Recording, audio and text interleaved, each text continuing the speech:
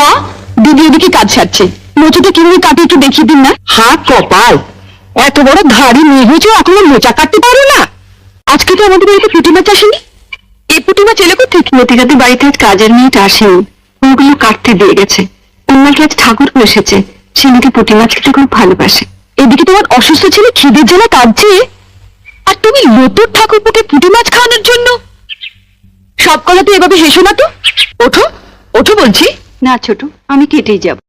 সে আমি বুঝবো, তুমি হাত ধুয়ে ছেলের কাছে যাও। তোমার অসুস্থ ছিল দিব্যি বড্ডি, এর পরেও যদি তুমি একটা মাছও বটিতে ছোড়াও, তাহলে তুমি জানবে তোমার ছেলের গলায় বটি বসালে।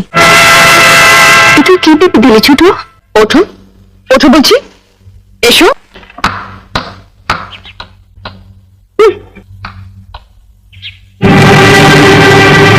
বড় বৌদি, বড় বৌদি, ও বড় বৌদি। বড় বৌদিকে কেন? দরকার আছে। কি দরকার?